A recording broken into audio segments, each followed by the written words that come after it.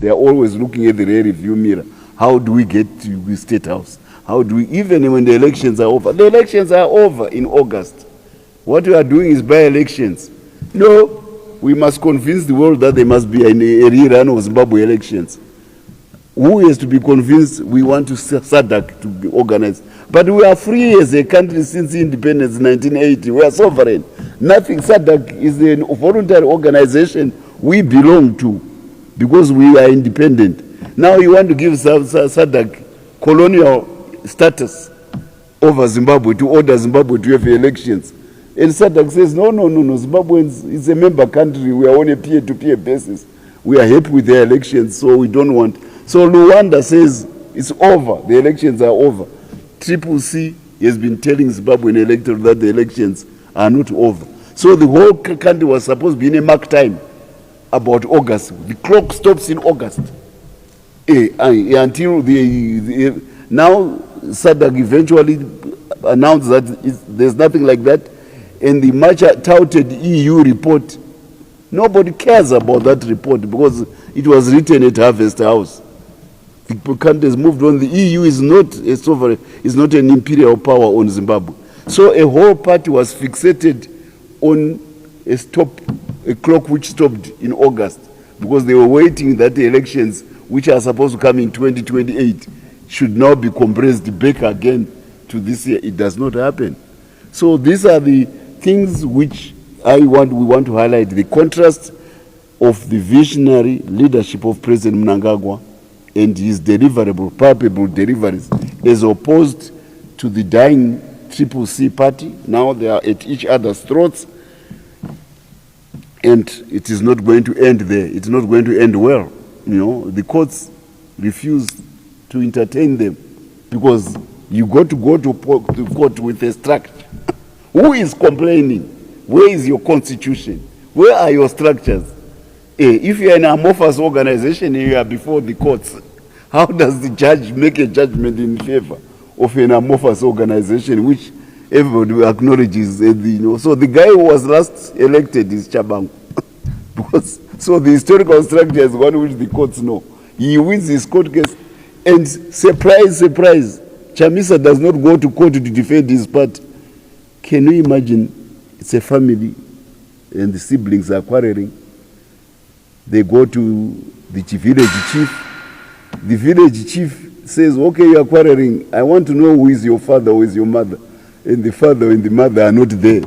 And the siblings are accusing each other. How will the judge decide who is who? Because somebody must vouch for these siblings. Chamisa does not even bother to go to court. And you expect to win a court case. You know, the Wapusa party. Now in that party, there is a young girl, a youthful girl. We all respect youthful girls.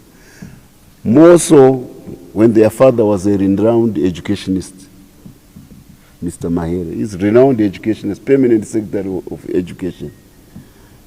In this fissuring and disintegrating party, Mahere wants to look like there is something which is there.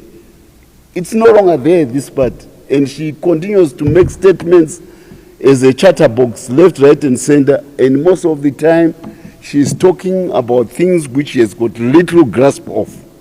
She reads, she can't grasp, she can't comprehend, she can't apprehend. She talks about the budget. She's a lawyer. I wanted to be a lawyer in my life. And later on, I became a financier. Later on, became a telecommunications specialist. You must respect knowledge about a certain discipline before you start talking authoritatively about it. She makes lengthy statements about the budget of this country, saying it is anti-people, it is anti-this, it is anti-this. You read it, all boulder dash, no substance, because here is a flimsy legal mind trying to explain some of the deepest concepts about finance, economics, and money. A subject which is well beyond your grasp. But because there is a vacuum in a party about how to substantively run things, she just thinks that her words can pass for knowledge. No, they can't pass for knowledge because they are not knowledgeable about what you are talking about. Yes, statements about the budget are a lot of balderdash, a lot of nonsense. That budget is grounded on the economic performance of the Zimbabwean people as they work. We are earning US dollars in Zimbabwe. We are not being given by the American government. All the $100 notes you see, they are all earned by Zimbabweans. They are not a gift from the Federal Reserve Bank of America. This is the basis on which the Minister of Finance and the Governor of Central Bank have presented the budget of Zimbabwe.